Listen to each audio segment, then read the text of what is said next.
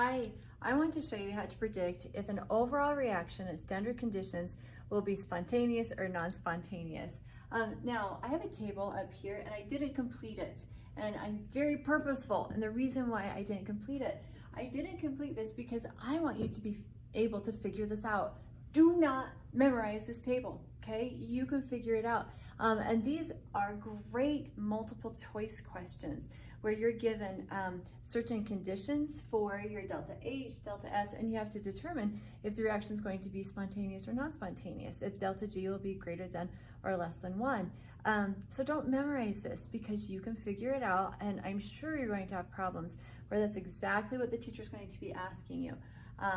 So let's walk this out and we'll complete the table together. First, you can see how I set it up. Nothing special about the reaction type. Just wanted to show that there are 4 different possibilities, 4 situations that we could find ourselves in when we're looking at thermodynamics. Notice down here, I have Gibbs Free Energy Equation. So delta G equals delta H minus T delta S. Our enthalpy, temperature, and entropy is going to give us our total free energy.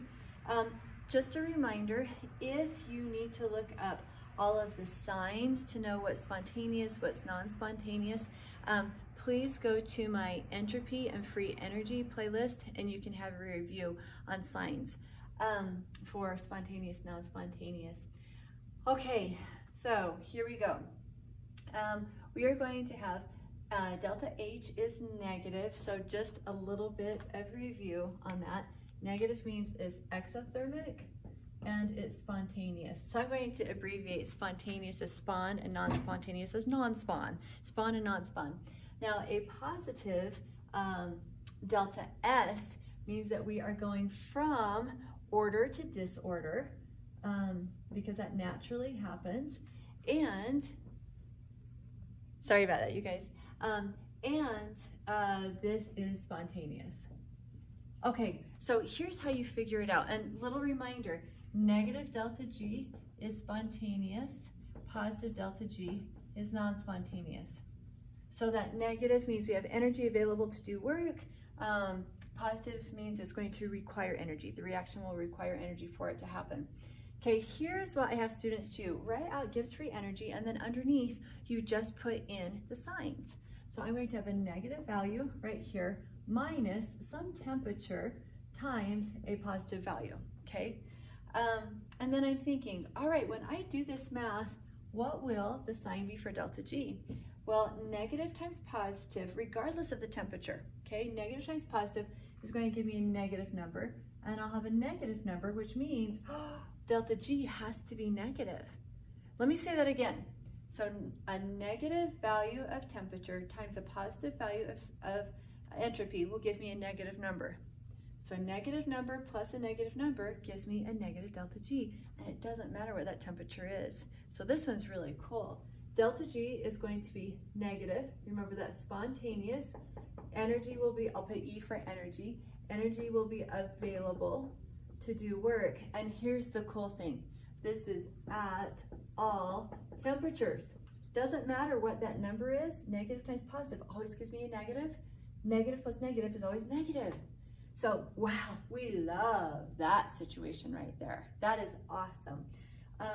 So, under all temperatures, when we have a spontaneous delta H, spontaneous delta S is going to be a spontaneous delta G. It will be a negative value.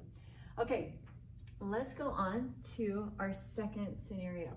Let me come over here, sorry. So delta H is endothermic, that's positive. So that's non-spontaneous. That negative delta S, remember, means that we're going from disorder to order. So this requires energy, also non-spontaneous, non-spon. Okay, let's find out what delta G is going to be. So if I have a positive value for my delta H, so some number, and if you want to put a number in there, great, 1. You've got a positive number minus T times a negative number for the entropy. Okay, now watch this math. So some negative value for temperature. So negative T times negative S is going to give me a positive. And I've got a positive number for delta G, for delta H, sorry. Guess what? Positive plus positive is positive delta G. And positive delta G It's non-spontaneous, requires energy. Notice this, doesn't matter what the value of T is. I could have a big number or a small number, doesn't matter, because negative times negative will always give me a positive. Positive plus positive always gives me a positive. So in this situation, while we really try and avoid this situation, because it's going to cost us a lot of energy, you have a non-spontaneous enthalpy, non-spontaneous entropy, guess what?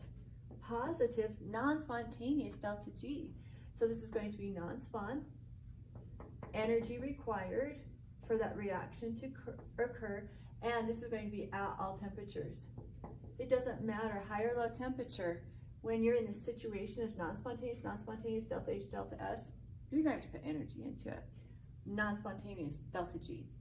Okay, so let's look at our third option, a third scenario here. Let's have our negative delta H, so that's exothermic, okay? And this is going to be our spontaneous. And then a negative delta S. So again, this is going from disorder to order, requires energy to become organized, so it's non-spontaneous. Let's predict delta G. So if we have a negative value for delta H minus the temperature times some negative value for delta S. So let's do this. We'll have negative times negative gives me a positive, and I've got a negative. Well, I don't know what the sign's going to be. It depends on how big the negative value is and how big the positive value is. Let's say that I wanted this to be less than 0. I want it to be negative because then it is spontaneous.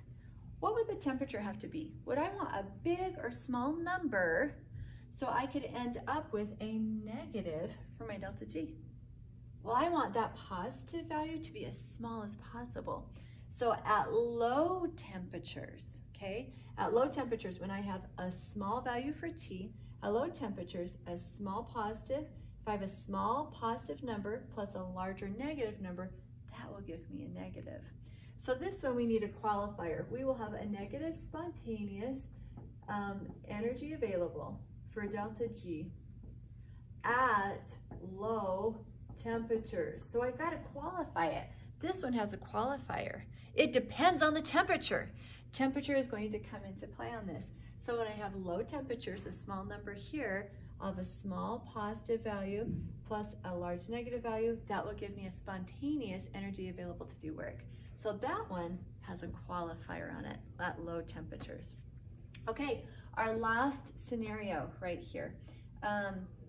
Actually, do you know what? I want to show you an example where this would happen. A really good example of this would be freezing. Let me write that down. Freezing is an example. So I'm going from a liquid to a solid. That liquid has to cool down to become a solid, so it releases energy, exothermic.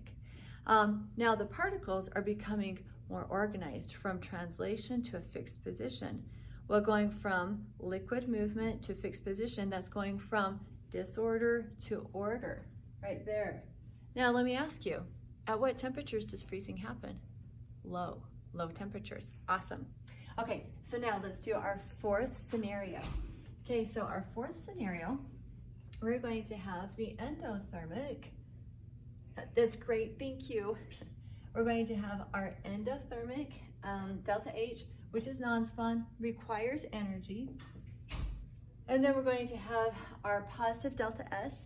So this is going from order to disorder. That is spontaneous. That happens naturally. Let's go ahead and put in our values and see what happens. So when we have our positive value for the delta H minus temperature times a positive value for delta S. So I have a negative for my T, temperature times this positive value for delta S is going to give me negative times positive is a negative. And here my delta H is positive. So we want to know, well, what's delta G? I don't know. I need to know how big these numbers are. Well, we could do it as a generalization, just like we did here. I want the biggest number possible for my negative so that I can have a negative delta G. How can I get the biggest number possible? At high temperatures. If I have a large temperature, so a large number here times a positive, negative times positive gives me negative, this number can be bigger than the positive delta H. So if this number is bigger negative plus a smaller positive will give me a negative number. So how do we put this down? This will be negative spontaneous, so again, energy available to do work, and that's what we want. But this is only at high temperatures, Okay, so what's an example of this? This is going to be evaporation. Let me write that down as an example. Evaporation. Okay, so here's evaporation. We're going to go from our liquid to a gas, so it is going to absorb any energy to heat up. It's also going to become more disorganized. And where does evaporation happen? High temperatures. Nice. Okay, so there you have it. You can predict signs on delta G. If you have more questions, especially on the signs, go to the Free Energy and Entropy playlist. Thank you and have a good day.